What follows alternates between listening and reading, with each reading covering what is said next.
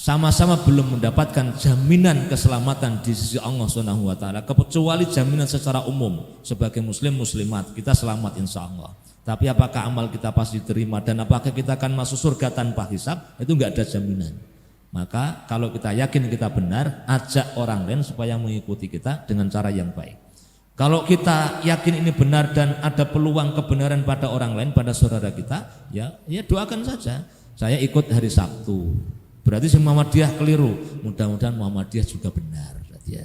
Saya ikut yang hari Jumat, ya. Nah terus yang Sabtu keliru, mudah-mudahan yang Sabtu juga benar. Lu pelin-pelannya piye? Saya tidak pelin-pelan. Ya.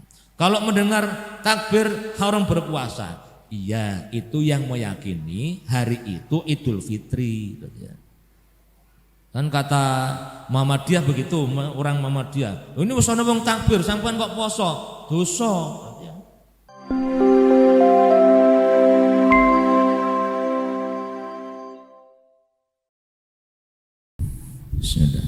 Assalamualaikum warahmatullahi wabarakatuh. Innal hamdalillah nahmaduhu wa nasta'inuhu wa nastaghfiruhu wa na'udzu billahi min shururi anfusina wa min sayyiati a'malina. May yahdihillahu fala mudilla lahu wa may yudlil fala hadiya lahu. Asyhadu an la ilaha illallah wahdahu la syarika lahu wa asyhadu anna Muhammadan abduhu wa rasuluhu la nabiyya ba'dahu. Allahumma salli wa sallim wa barik ala Muhammadin wa ala alihi wa sahbihi wa barik wa sallim. Qala Allah Ta'ala fil Qur'anil Karim ba'da na'udzu billahi minasy syaithanir rajim. Ya ayyuhalladzina amanu taqullaha haqqa tuqatih wa la tamutunna illa wa antum muslimun. Wa qala Rasulullah sallallahu alaihi wasallam ittaqillaha haitsuma kunta wa anti sayyatal hasanata tamhuha wa khaliqin nas bi khuluqin hasanin. Allahumma arhamna bil Qur'an sadaqallahul azim wa sadaqa rasulul karim. Khonfidin akhwatillah, ibu-ibu, bapak-bapak yang saya hormati, wabil khusus pada sahabat saya Ustaz Ahmad Tauhid Mafazah ya. Bersyukur kepada Allah Subhanahu wa taala atas seluruh limpahan karunia-Nya. Salawat dan salam semoga dilimpahkan kepada junjungan kita Rasulullah Muhammad sallallahu alaihi wasallam. Karena ini pertemuan perdana setelah Idul Fitri, tidak ada kata terlambat untuk saling mendoakan. Taqabbalallahu minna wa minkum. Semoga Allah menerima amal kami dan amal Anda sekalian. Kalimat ini kalimat yang di beberapa keterangan diriwayatkan, diucapkan oleh sebagian sahabat kepada sahabat yang lain ketika masuk di bulan Syawal atau setelah sholat Idul Fitri. Sedangkan kalimat yang kita kenal lebih dulu, minal aidin wal faizin, itu sampai saat ini saya belum menemukan keterangan sejak kapan kalimat ini muncul. Berarti ya. Sudah ada Ustaz? Ada belum berarti ya? Oh belum ketemu juga berarti ya. Apalagi Sugeng Riyadi, nah itu semakin tidak ada lagi berarti ya, kalau dicari. Tapi apakah ucapan minal aidin wal faizin, Sugeng Riyadi, selamat hari raya Idul Fitri, tambahi 1 Syawal 1444 Hijriah berarti ya. Ada yang keliru nulis kurang 1 jadi 144 Hijriah berarti ya. Nah, apakah kemudian hukumnya menjadi bid'ah? Ya. Bid'ah dalam pengertian secara syar'i yang kemudian harus dimasukkan ke dalam kullu bid'atin dhalalah. Karena kalau kita menyebut itu bid'ah berarti konsekuensinya kita akan memasukkan yang kita tuduh itu ke dalam neraka. Karena kullu bid'atin dhalalah berarti ya. Setiap yang bid'ah itu dhalalah dan wa kullu dhalalatin finnar, dan setiap yang dhalal itu masuk neraka berarti ya. Maka menurut saya kok sebaiknya kita lebih berhati-hati. Andaikan benar ada orang yang dihukumi oleh Allah itu sebagai bid'ah dan karena kita hati-hati, kita belum mengucapkannya. Mudah-mudahan itu lebih selamat. Dan hadis ini yang saya juga terus belajar ya. Karena terus belajar itu dulu pernah menjadi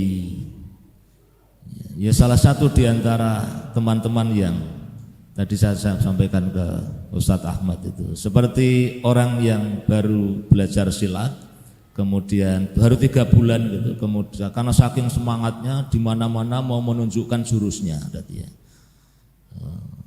Ada yang mau teradung saja mau dikeluarkan jurusnya ya. Nah, ini karena terlalu semangat. Padahal di sekelilingnya banyak orang yang sudah lebih lama belajar silat, bahkan sebagiannya adalah para pendekar.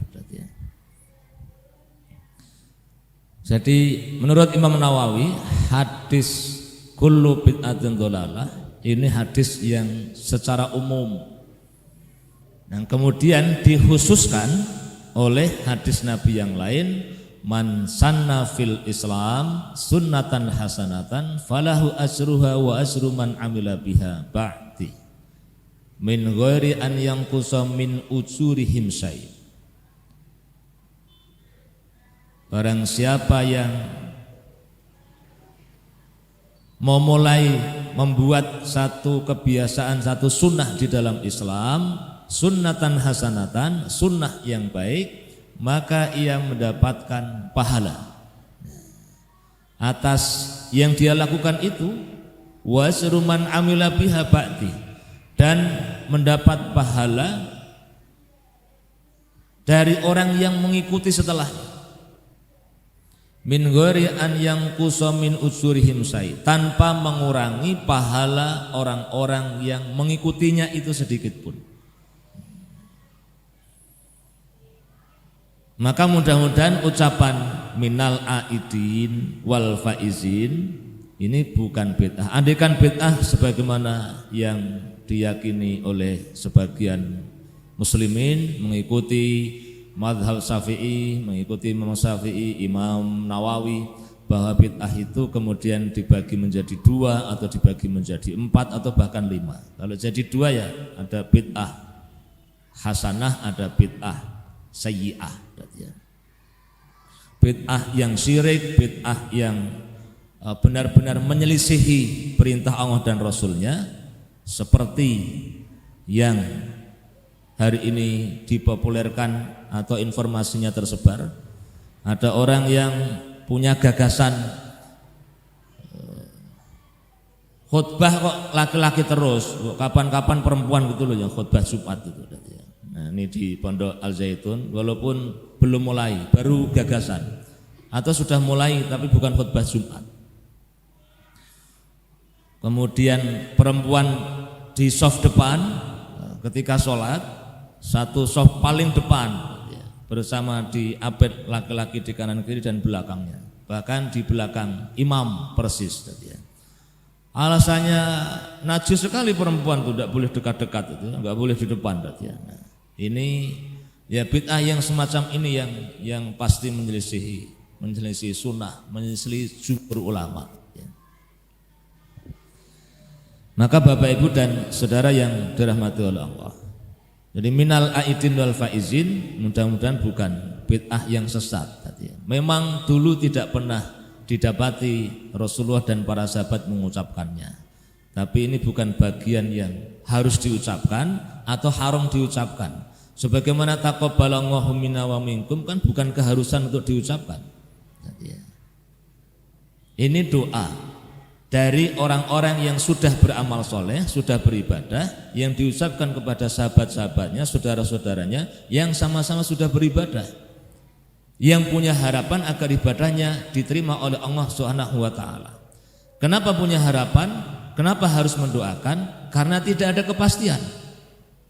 Tidak ada kepastian bahwa amal yang sudah dikerjakan itu diterima oleh Allah Subhanahu wa taala. Tapi ada tanda-tanda amal itu diterima. Nah, tanda itu paling tidak dua. Sebagaimana dikatakan, yang pertama dikatakan sebagian ulama salaf, min thawabil hasanah al hasanatu ba'daha. Wa min saja'is sayyi'ah as-sayyi'atu ba'daha. Di antara ganjaran amal saleh adalah amal saleh setelahnya, dan di antara hukuman dosa adalah dosa setelahnya. Saat semakin semangat melakukan amal ibadah setelah melakukan sebuah ibadah, maka itulah diantara tanda amal ibadah sebelumnya diterima. Jadi ibaratnya pahala itu akan mengundang sahabatnya dari pahala-pahala yang lain. Demikian pula halnya dengan dosa yang tidak ditobati akan mengundang datang sahabatnya dari dosa-dosa yang lain. Jadi perbuatan baik itu, amal-amal soleh itu punya teman, punya sahabat. Kalau satu kita ambil, maka yang lainnya itu akan ikut, akan meri untuk juga kita ambil. Nah, jadi satu kebaikan yang kita lakukan, dia akan mengundang kebaikan yang lainnya. Itulah tanda amal soleh diterima. Tanda ya, bukan kepastian. Sebaliknya, perbuatan dosa itu juga punya teman, punya kawan, punya sahabat. Ketika satu kita ambil, maka dia juga akan mengundang sahabat-sahabatnya. Ibu, bapak, dan saudara yang dirahmati oleh Allah. Inilah kenapa orang yang sudah terbiasa melaksanakan sholat 5 waktu berpuluh tahun, kemudian satu saat karena bepergian jauh, pulang nyampe di rumah jam 11 ya. Dia lupa, terlalu ngantuk, kemudian tidur ya. Belum sholat isya. Jam 2 itu bangun, gelisah. Kenapa ini? Ada apa? Sepertinya kok lapar, mau makan kok nanggung ya. Sepertinya ngantuk, ditidurkan kok bangun ya. Kenapa ini? Diteliti, diingat-ingat itu ya. Tahu-tahu suaminya tanya, "Bu, oke wis sholat isya burung?" Astagfirullahaladzim. Burungnya Pak ya. Nah, ini sinyal yang Allah berikan, yang Allah sisipkan, Allah masukkan ke dalam hati hamba yang beriman, yang sudah terbiasa melakukan kebaikan. Lebih-lebih laki-laki yang terbiasa menjaga sholat 5 waktunya secara berjamaah. Satu kali dia bangun pagi jam 5. Nah, setiap kita pasti pernah, walaupun tidak usah ngaku, ya, pasti pernah, walaupun mungkin 3 bulan sekali atau setahun hanya sekali gitu ya, pasti pernah itu. Nah, kemudian merasakan sebuah penyesalan, nah, bahkan mungkin sampai kepada mau marah pada dirinya. Ya. Kenapa kok saya sampai terlambat? Kenapa bangun kok jam 5? Ya. Walaupun kemudian mencari ya permakluman, ya kan mabengi baru pulang dari kegiatan membantu ada warga yang kepaten gitu ya, sehingga harus melek sampai jam 1 gitu ya. Nah. Tapi tertinggal sholat jamaah subuh 1 kali itu menjadi penyesalan, menjadi kesedihan, dan itu adalah sinyal kebaikan. Karena ada orang yang sudah sejak setahun yang lalu tidak pernah sholat subuh berjamaah, itu tidak menyesal sama sekali. Maka kalau kemarin kita puasa Ramadan, kemudian hari ini sudah menyelesaikan puasa Syawal 6 hari, alhamdulillah. Sebagaimana sabda Nabi, man shoma Ramadhana tsumma atba'ahu sittan min Syawal kana kasiyamid dahr. Kan sudah selesai semua kan berarti ya? Alhamdulillah.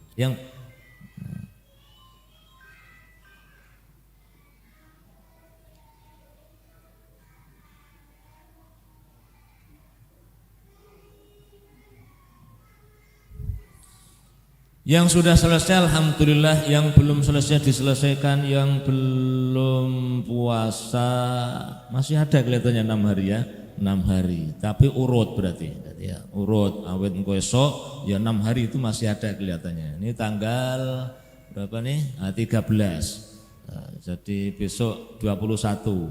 Nah, 21 itu baru selesai Syawalnya. Nah, jadi masih punya Wah tapi 6 hari yang dredeg loh tadi ya. Loh kok dredeg gimana, kemarin kita 1 bulan urut ya kuat loh tadi ya. Loh kan Ramadan kan banyak pemainnya tadi ya, banyak pesertanya, jadi saya pede. Kalau sekarang itu kok 6 hari kok enggak pede. Kalau enggak pede ya ngajak teman tadi ya. Ngajak temennya sama-sama ragu-ragu ya harus sama diyakinkan. Caranya gimana? Tanda tangan tadi ya. Tanda tangan, wis siap poso rak tadi ya. Poso tanda tangan tadi ya.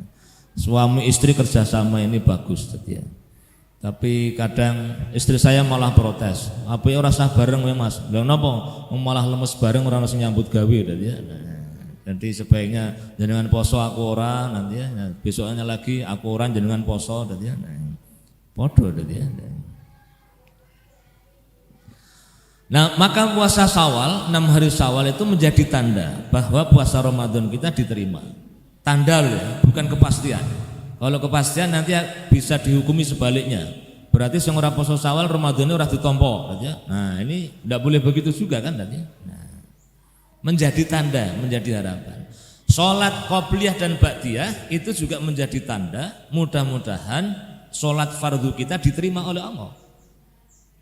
Sedekah sunnah itu menjadi tanda, mudah-mudahan zakat kita diterima oleh Allah Subhanahu wa taala. Kemudian sebaliknya, kenapa banyak orang yang sulit untuk berhenti meninggalkan kemaksiatan? Karena maksiat itu, dosa itu ada candunya. Semua dosa itu ada candunya, ketagihan. Apalagi dosa-dosa besar, itu daya tariknya, daya tagihnya itu sangat besar. Orang yang terbiasa mabuk itu disuruh berhenti, jangankan disuruh, walaupun sudah muncul kesadaran dari dalam dirinya bahwa mabuk ini merugikan, ini harganya mahal, kemudian merusak kesehatan, kemudian memalukan, walaupun sudah hadir kesadaran seperti itu, mau berhenti itu susah. Jangankan yang mabuk, rokok saja itu mau berhenti, itu setengah hidup, setengah hidup atau setengah mati. Ya setengah hidup sama setengah mati sama, karena setengah mati itu di sini, setengah hidup ya di sini. Itu rasanya luar biasa. Lu kok tahu saja katanya orang-orang gitu ya. Ustadz pernah ngerokok, nggak usah dibahas, nggak usah dibahas. Nanti kalau saya jawab tidak, jenengan tidak percaya kan? Kalau saya jawab iya, nanti disimpulkan keliru. Oh, Ustadz itu pernah ngerokok, berarti nek bojoku ngerokok ya biasa. Nah, sing Ustadz itu tahu ngerokok, bojoku kan ora Ustadz. Nah, apalagi yang laki-laki.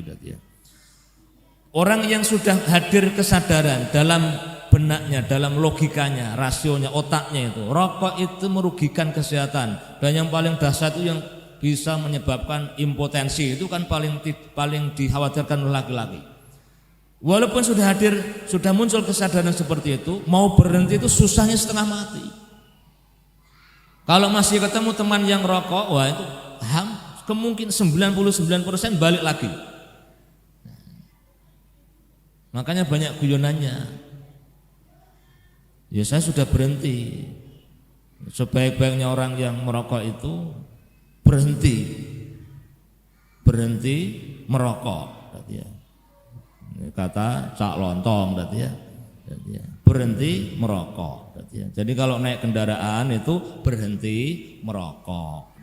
Nah, berhenti dulu baru merokok itu maksudnya. Banyak guyonannya.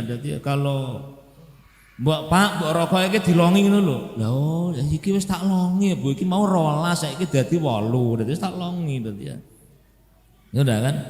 Nanti kalau ada yang jenengan nek orang ngerokok ditabung 5 tahun, 10 tahun, suatuku helikopter ya. Misalnya begitu. Ini kata orang yang tidak ngerokok, memotivasi yang perokok supaya berhenti. Iku ya langsung jawab, lah kowe orang ngerokok 15 tahun helikopter mundi ya. Nah, kan ya langsung mati sek tadi ya, tidak bisa jawab tadi ya.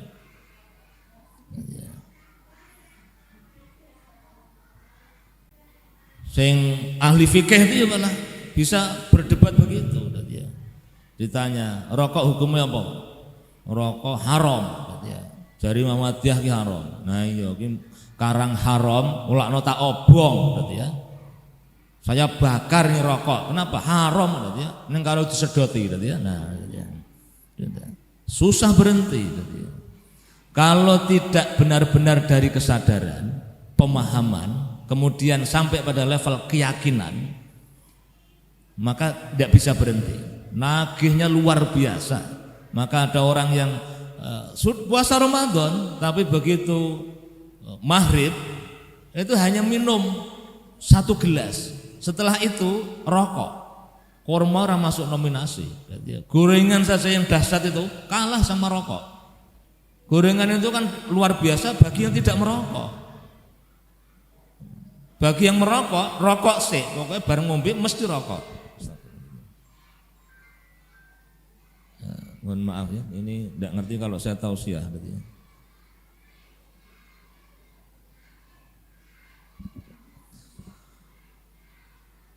Narkoba itu lebih dahsyat dari rokok, dari mabuk. Nonton video porno itu daya tagihnya, tingkat kecanduannya di atas narkoba. Selingkuh itu nyandu. Nyolong, maling, korupsi itu nyandu. Maka siapa yang melakukan korupsi 1 kali pasti pengen mengulang yang kedua. Siapa yang selingkuh 1 kali pasti pengen yang kedua. Bahkan termasuk bohong itu juga nyandu. Bohong sekali itu butuh bohong yang kedua. Terima kasih Mas. Tapi kalau minum itu tidak disebut nyandu ya. Kalau minum itu kebutuhan. Ya. Jadi umpamanya minum gitu ya. Alhamdulillah. Terima kasih.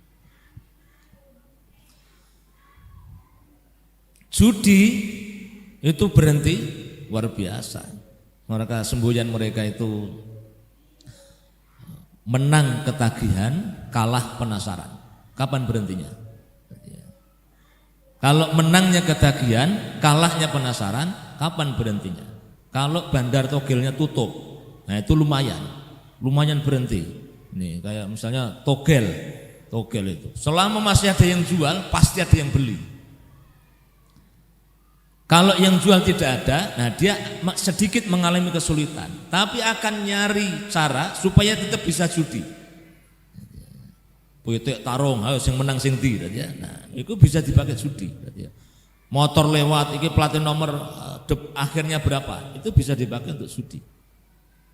Susah berhenti. Judi itu ada asiknya. Semua maksiat itu ada asiknya, ada nikmatnya. Cocok dengan hawa nafsu. Maka orang judi itu pasti betah. Kalau orang qiyamul lail, nah itu enggak betah.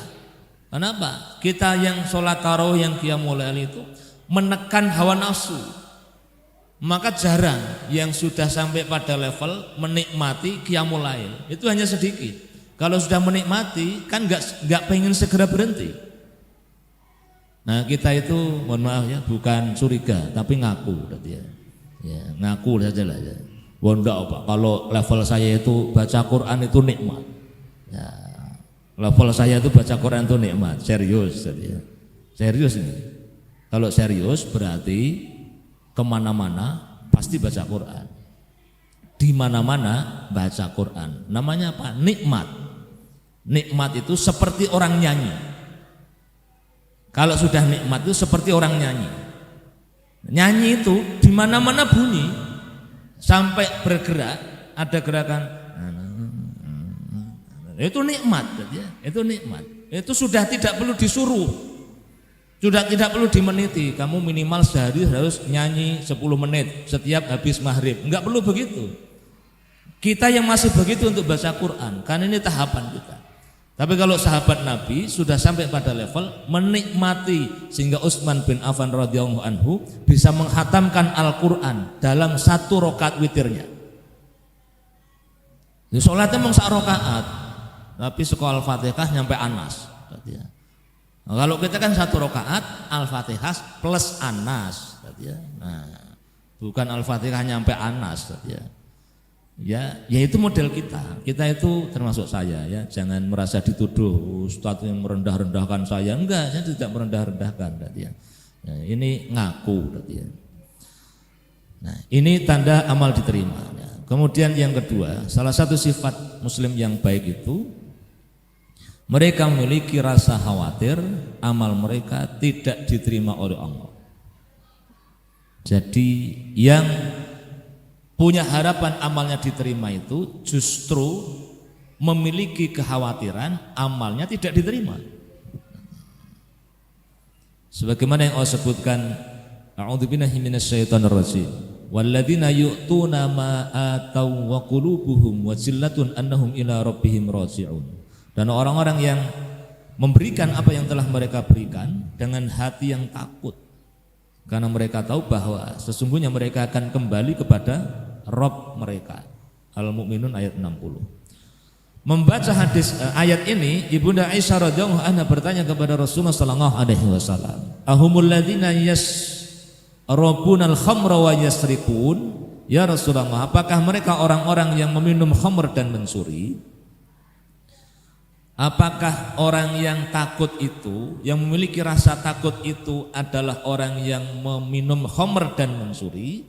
Maka Rasulullah SAW menjawab, la ya bintas Siddiq, walakinnahumul ladzina yasumuna wa yusalluna wa yatasaddaquna wa hum yakhafuna an la yuqbala minhum ulaikal ladzina yusari'una fil khairat.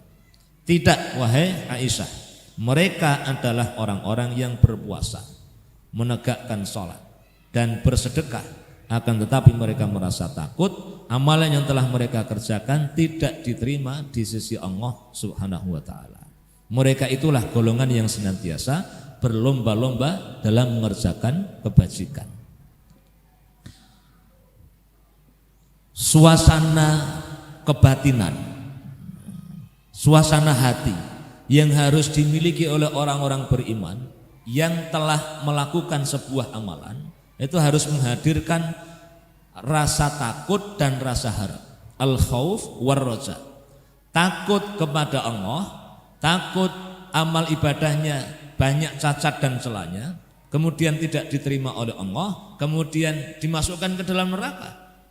Takut amal ibadahnya tidak ikhlas, takut amal ibadahnya tidak ada nilainya sama sekali.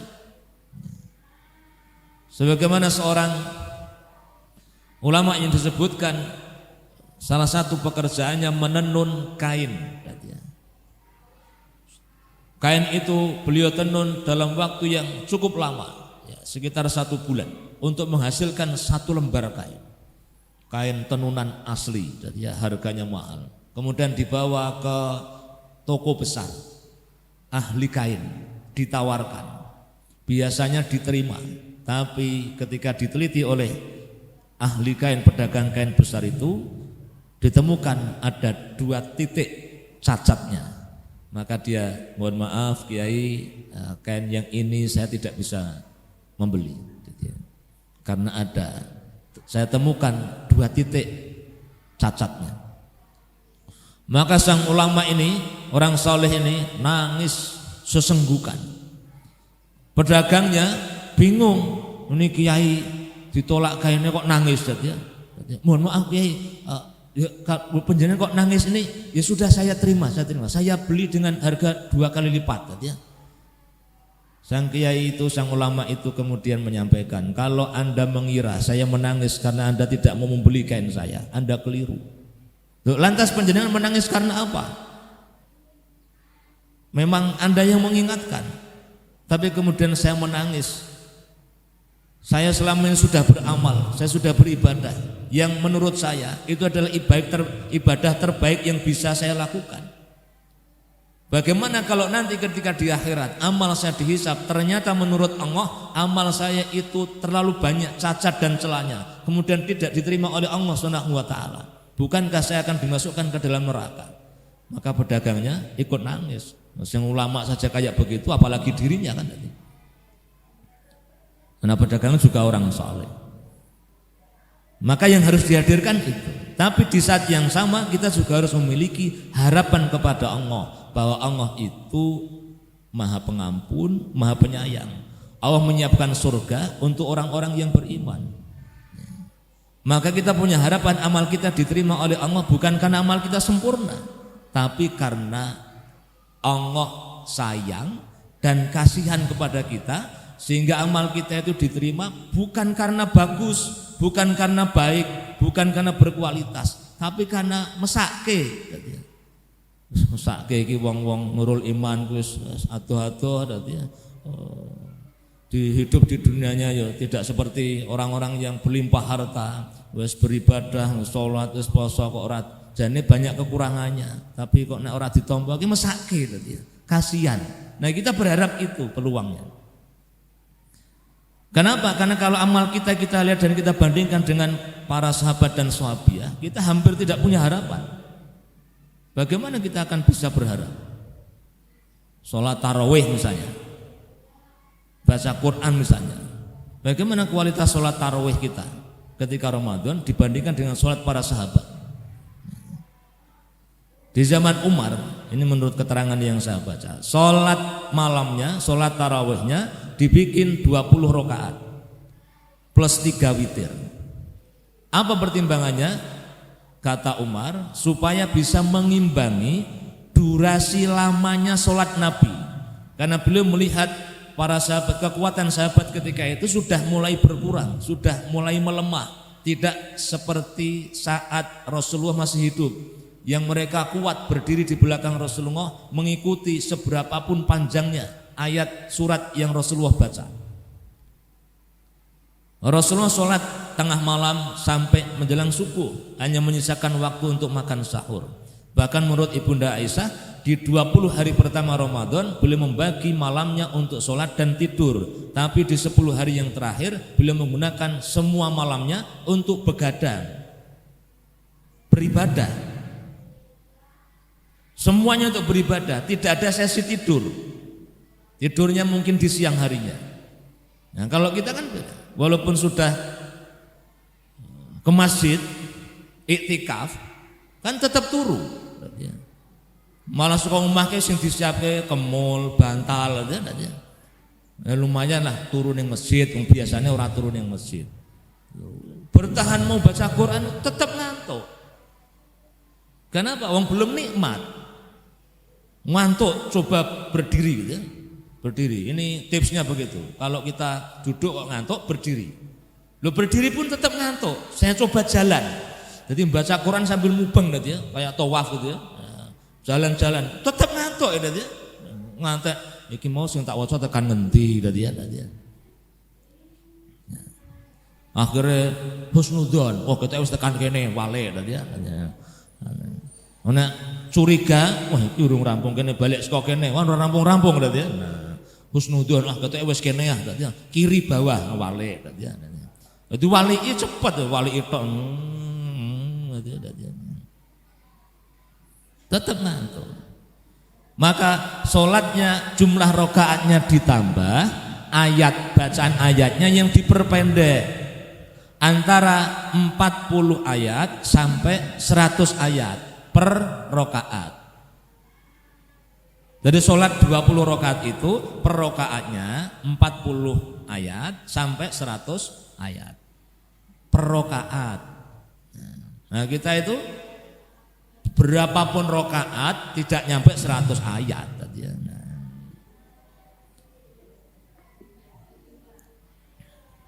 Baca Quran, ada seorang sahabat yang tanya kepada Rasulullah, ya Rasulullah, berapa lama saya harus menghatamkan Al-Quran? 30 hari.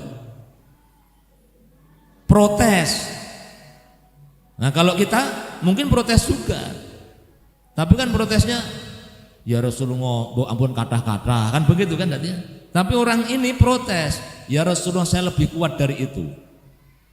Kalau begitu hatamkan dalam waktu 10 hari. Berarti setiap hari 3 juz. Protes lagi, ya Rasulullah saya lebih kuat dari itu. Kalau begitu hatamkan dalam waktu 3 hari dan jangan lebih cepat dari itu. Dan itu yang dimaksud bukan 3 hari hatam terus bar kuwi prei telung sasi, bukan. Ya 3 hari khatam, 3 hari khatam, 3 hari khatam terus sampai mati. Nah kan beda dengan kita kan. Maka nyari sahabat yang baca Qur'annya sehari 1 juz itu sulit. Nah coba cari, nanti cari di mana saja ya, tanyakan ke ustaz, cari di kitab, nyari di Google sahabat yang baca Qur'annya setiap hari hanya 1 juz. Kan sulit. Kenapa? Karena hampir semua di antara mereka baca Qur'annya lebih dari 1 juz setiap hari. Nah kan beda dengan kita. Goleki sing 1 juz setiap hari angel. Kenapa? Mang longko sing maca ya. Jarang yang baca. Ada kan 1 juz per hari itu ya kemarin pas Ramadan. Nah sekarang kan kita sudah memaklumi diri sendiri ya. Dan sampai sekarang orang yang mulai ya. Aku nggak leren ya. Ramadan tak maksimalkan. Lah lerene iki jek leren gitu. Lah kapan mulainya? Ya wis mulai ya. Lah berapa? Ya saya sudah baca Quran. Kapan?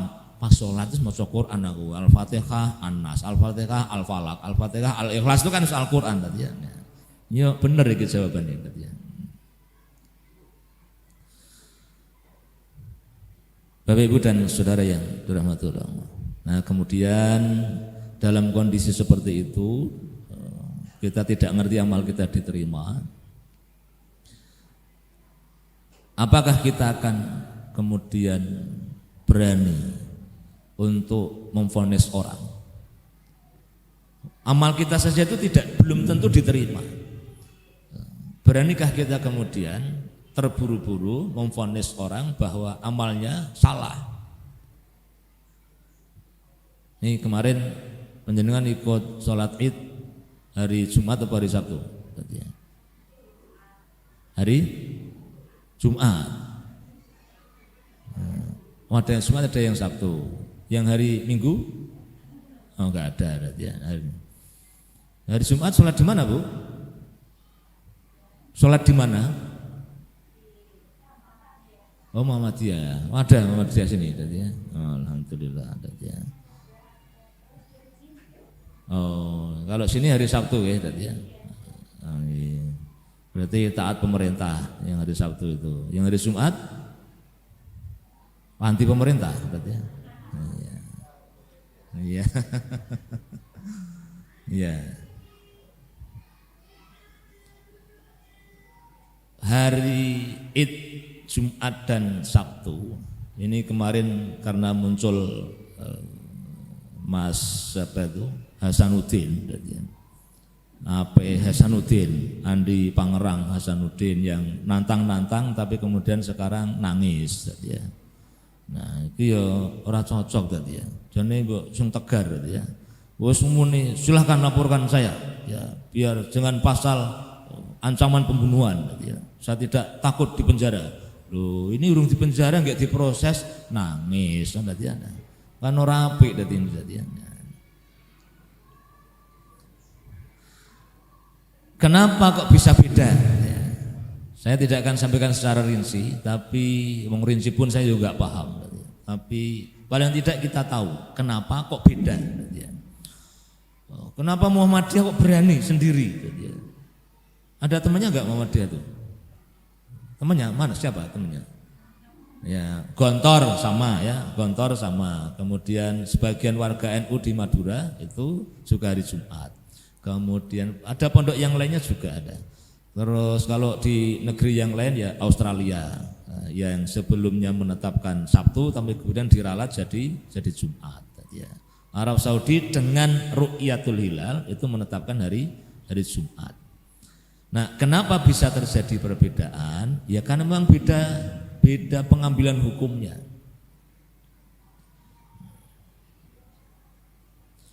Dari mana perbedaan itu? Ayat semuanya paham. Tapi yang paling memunculkan perbedaan itu beberapa hadis yang saya bacakan ini.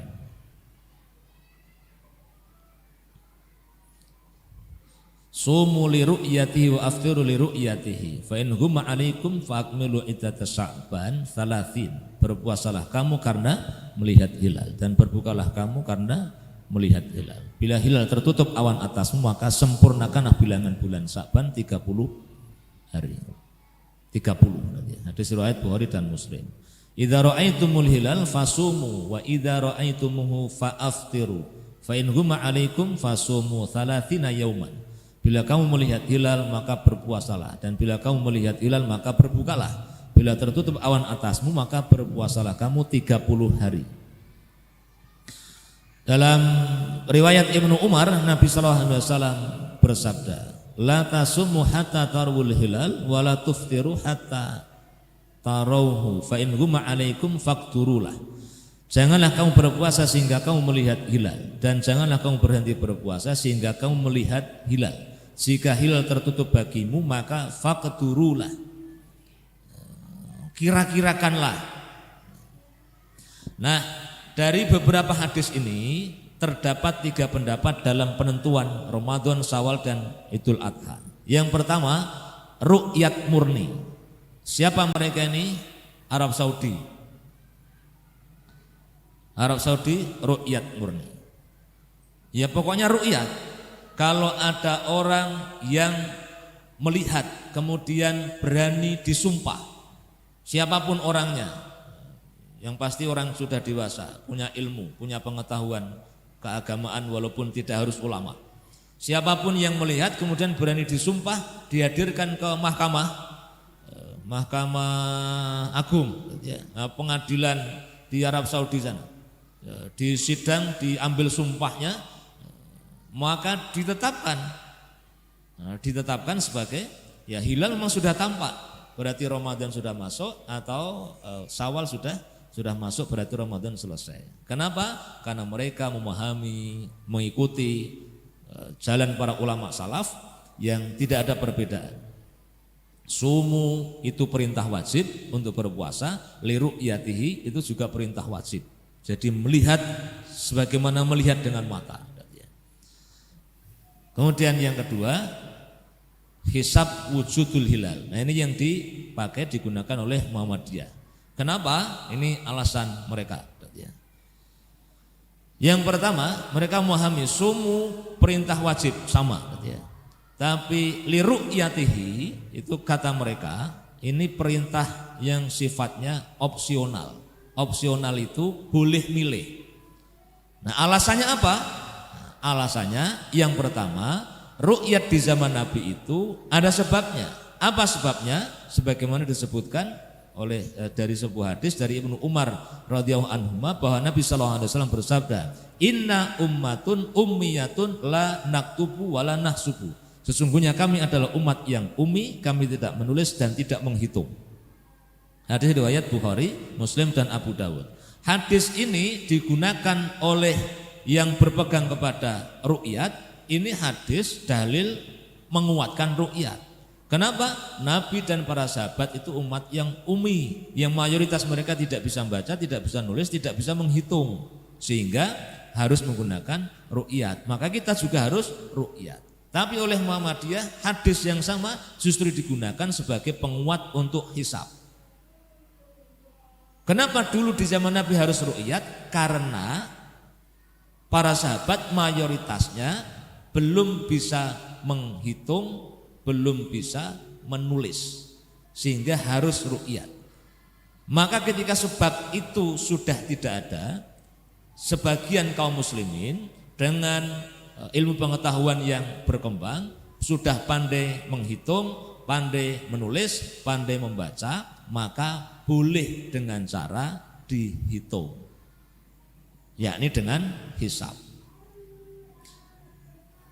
Dan melihat kemaslahatan yang lebih banyak dengan menggunakan ilmu hisab itu.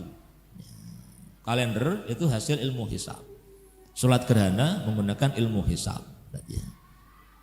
Semuanya, ya, baik yang memegangi ru'yat atau hisab itu kalau sholat gerhana pasti menggunakan hisab. Karena kalau ru'yat saja kaget. Oh gerhana, ayo sholat. Nah itu kaget. Tapi kalau dengan hisab itu sudah dibaca jauh-jauh hari. Kemudian dalil kedua, Kata ro'a, yara, ru'yatan dalam Al-Quran itu ditemukan sebanyak 328 kali dan 75%-nya bermakna memikirkan, merasakan atau merenungkan. Contoh, wa taras syamsa idza tala'at tazawaru an kahfim dzatal yamini wa idza gharabat taqriduhum dzatas shimal wa hum fi fajwatin min dzalika min ayatillah. Wa taras syamsa, engkau akan melihat matahari yang ketika terbit condong ke sebelah kanan dari gua mereka dan yang ketika terbenam menjauhi mereka ke sebelah kiri, sedang mereka berada di tempat yang luas di dalamnya. Itu adalah sebagian dari tanda-tanda kebesaran Allah. Peristiwa ini terjadi 600 sampai 700 tahun sebelum Rasulullah dilahirkan. Tapi Allah menyebut wataro syamsa, dan engkau melihat atau engkau akan melihat. Padahal sudah lewat 600 tahun yang lalu, maka tidak mungkin Rasulullah akan melihat dengan mata. Pasti bukan dengan mata. Jadi direnungkan, difikirkan, dirasakan. Yang kedua, contoh ayat yang kedua, alam taro kaifa fa'ala rabbuka bi ashabil fil. Tidakkah engkau Nabi Muhammad melihat bagaimana Tuhanmu telah bertindak terhadap pasukan bergajah? Ya, ini tentara Abrohah yang menggunakan sebagian tentaranya mengendarai gajah mau menghancurkan Ka'bah. Apa yang Allah lakukan kepada mereka? Peristiwa ini juga terjadi puluhan tahun yang lalu sebelum Rasulullah dilahirkan. Sedangkan ayat ini turun ketika itu Rasulullah berusia sekitar 50 tahun. Jadi peristiwa itu sudah berlalu 50 tahun yang lalu. Tapi firman Allah, alam taro, tidakkah engkau melihat? Maka pasti maknanya bukan melihat dengan mata. Nah, hadis tadi itu juga dipahami menurut Muhammadiyah bukan keharusan. Untuk melihat dengan mata itu bukan keharusan.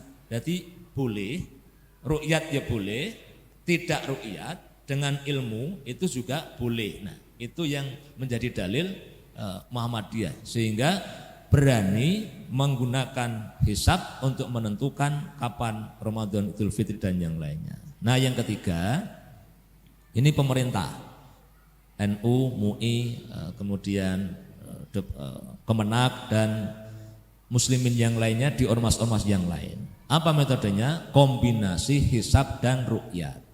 Nah, kombinasi. Hisab hanya digunakan untuk memudahkan ru'yat.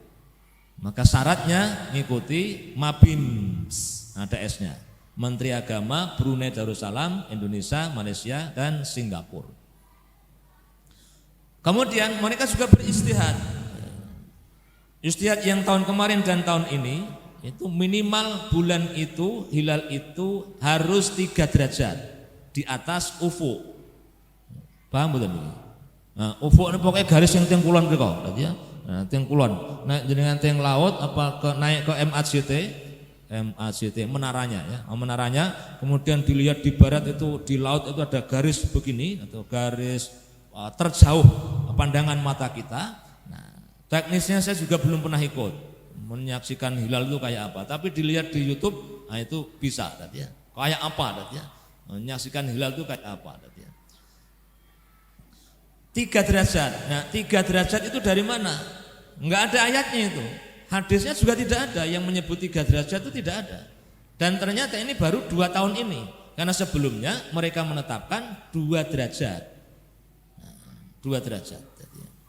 Jadi kalau hilal terlihat tapi kurang dari 3 derajat, maka dianggap belum berganti, belum bulan baru. Nah, kalau Ustadz Adi Hidayat memberikan kritikan, kalau sudah tahu hilal tidak melihat dan akan terlihat, tidak akan diakui. Pertanyaannya, kenapa tetap dilihat? Dan yang melihat itu lebih dari 100 titik, dan itu pakai biaya semua. Salah satu titiknya di Marina, di MACT, di pantai-pantai seluruh Indonesia, sekitar 120. Jadi kalau sudah tahu, karena mereka menggunakan hisab juga, sudah tahu kan, sudah tahu bahwa bulan tidak akan terlihat. Dan kalau terlihat ada yang ngaku melihat, itu seperti salah satu pondok di mana? Lupa kemarin. Ada yang melihat tapi tidak diakui. Kenapa? Karena kurang dari 3 derajat. Sudah tahu tidak akan terlihat, kalaupun terlihat tidak akan diakui. Kenapa masih dilihat? Nah itu tadi ya. Nah. Jadi yang murni ngikuti ulama salaf itu Arab Saudi. Ru'yat murni. Muhammadiyah dan pemerintah itu sama-sama berijtihad. Sama-sama berijtihad. Nah, peluang ijtihad itu kalau benar pahalanya 2, kalau salah pahalanya 1. Nah, kalau sama-sama punya peluang benar dan punya peluang salah, bagaimana kita bisa berani menghukumi orang lain pasti salah? Apalagi sampai mengeluarkan ancaman pateni we ya. Nah, tidak taat sama pemerintah ya. Anak merusal Muhammadiyah gitu ya. Nah, begitu ya. Maka yang enak itu ikuti salah satu, yakini, pelajari sedikit saja, kemudian yakini. Atau kalau tidak mau belajar, pokoknya aku mantep kan melu sing akeh. Sing akeh itu ya pemerintah, ya. Pemerintah kan akeh NU dan hampir semua ormas, ya. Maka aku mantep melu sing akeh, ya. Dan minim resiko, ya. Maka ya sudah, pegangi itu, hormati pilihan Muhammadiyah. Kalau PD melu Muhammadiyah ya ndak apa-apa ya. Ketoke sing iso dipercaya ki Muhammadiyah ya. Lah napa Muhammadiyah kuwi nek dititip-titipi ki rada amanah gitu ya. Mulane duwe rumah sakit, duwe kampus akeh ya. Itu amal usahanya banyak ya. Bahkan sebagian orang NU itu menitipkan zakatnya ke Muhammadiyah ya. Nah, kata mereka, ya saya bukan orang Muhammadiyah Pak, tapi dalam hal ini aku lebih percaya karo kene ya. Nah, di kampung saya ada yang begitu ya. Jadi dekat Masjid Muhammadiyah, kalau sholat tidak ke situ, sholat idnya tidak ke situ, tapi kalau korban ke situ, ya. Kalau zakat ke situ, ya. Loh kok jenengan kok zakatnya kok mriki Pak, ya. Zakat malnya ya, zakat malnya. Kalau beras kan ora patek kroso. Dan umpama sing ngapusi sithik, rada curang sithik, sing dikei dulur-dulure tok begitu ya mung salah luweh ya. Tapi kalau zakat mal 5 juta, 7 juta itu saya bukan berarti enggak percaya yang sana, tapi saya lebih percaya yang sini. Itu enggak banyak orangnya, tapi ada yang begitu di sekitar masjid yang kemarin saya khutbah. Nah, Ibu, Bapak dan Saudara yang dirahmati oleh Allah, inilah yang saya maksud kita hidup bersama dalam keadaan yang berbeda. Karena tidak mungkin kita bisa sama dalam semua hal. Bahkan ada dalam banyak hal yang kita memang harus beda. Harus beda.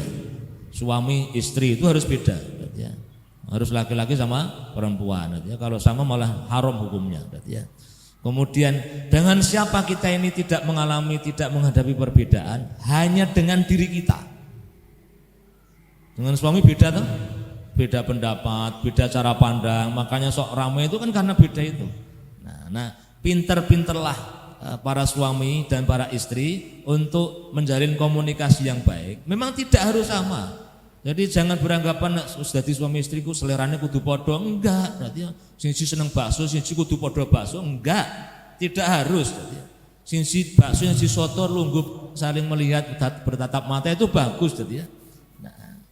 Ya, tidak harus kok kamu itu kok tidak menyesuaikan, katanya cinta ya. Nah, jadi kalau kamu benar-benar mencintaiku, ganti sotonya, ganti bakso ya. Nah, enggak perlu kayak begitu ya. Anak-anak kita 4 itu semuanya ditakdirkan oleh Allah dibekali dengan potensi-potensi yang berbeda. Jangan disamakan. Jangan dipaksa sama. Kowe iki mbok kaya kangmu kae lho. Nah, itu menyakitkan. Itu kalimat menyakitkan walaupun niatnya apik ya. Nanti kalau yang ngomong begitu dibales itu ya lara hati. Lah ibu kok ora kaya ibuke kae. Nah, ya. Ibune kancaku kita pun nek nyangoni akeh kok ya. Lah ibu kok nyangoni kok sithik kowe tekan omah ditekoki neh. Turah ora sangone jaluk neh ya. Itu menyakitkan. Apalagi suami yang ngomong ya. Kowe kok ora kaya artis ya. Mbok yo sing rada langsing ngono lho dadi mangan wae dadi. Itu menyakitkan ya. Nah, maka untuk bisa rukun, untuk bisa bareng itu tidak harus sama. Dalam perkara yang memang boleh beda. Tapi kalau yang harus sama, ya jangan beda. Harus sama, arah kiblat itu harus sama. Jumlah rakaat sholat harus sama. Ya. Tidak boleh beda. Nah, termasuk khotib laki-laki itu harus sama. Jangan berkreasi, ya. Walaupun kita sangat sayang sama perempuan, emansipasi macam-macam itu, tidak boleh, tetap tidak boleh. Jangan menabrak dalam urusan yang seperti ini. Maka sama-sama belum mendapatkan jaminan keselamatan di sisi Allah Subhanahu wa taala, kecuali jaminan secara umum sebagai muslim muslimat kita selamat insya Allah. Tapi apakah amal kita pasti diterima dan apakah kita akan masuk surga tanpa hisab, itu enggak ada jaminan. Maka kalau kita yakin kita benar, ajak orang lain supaya mengikuti kita dengan cara yang baik. Kalau kita yakin ini benar dan ada peluang kebenaran pada orang lain, pada saudara kita, ya doakan saja. Saya ikut hari Sabtu, berarti si Muhammadiyah keliru. Mudah-mudahan Muhammadiyah juga benar. Ya. Saya ikut yang hari Jumat, ya. Nah terus yang Sabtu keliru, mudah-mudahan yang Sabtu juga benar. Lu pelin-pelannya piye? Saya tidak pelin-pelan. Ya. Kalau mendengar takbir haram berpuasa, iya itu yang meyakini hari itu Idul Fitri. Kan kata Muhammadiyah begitu, orang Muhammadiyah. Ini usah wong takbir, sampean kok poso, dosa. Bener kan? Bener. Sampai kata yang NU, iki jik Ramadan, kowe kok mangan, dosa. Sama kan? Sama. Jadi kita haram makan kalau yakin masih Ramadan. Nah, tapi kita wajib makan kalau yakin ini sudah Idul Fitri. Jadi tidak boleh digabungkan. Jadi yang yakin Sabtu ya ben setu sehingga Jumatnya poso. Yang yakin Jumat Idul Fitri ya haram berpuasa hari Jumat. Tapi yang meyakini Jumat Idul Fitri ikut sholat hari Sabtu boleh. Boleh. Napa? Lah ora ana kancane dadi ya. Nah, misalnya Muhammadiyah sak kampung wong telu dadi ya. Mosok mes salat Id ning lapangan wong telu dadi ya. Ya Id makannya hari Jumat tapi ikut sholatnya hari Sabtu boleh dadi ya. Yang ndak boleh itu khutbah rono khutbah rene dadi ya itu. Ning kene khutbah ning kono khutbah dadi ya. Lah napa Pak khutbah? Lah aku kanggo kabeh kok dadi ya, khutbah kabeh dadi ya. Bapak Ibu dan saudara yang dirahmati Allah, demikian yang bisa saya sampaikan. Mudah-mudahan amal diterima oleh Allah Subhanahu wa taala. Semoga kaum muslimin ini dijaga oleh Allah dengan kebaikan. Terima kasih atas perhatian. Mohon maaf atas segala kekurangan. Billahi taufiq wal hidayah. Assalamualaikum warahmatullahi wabarakatuh.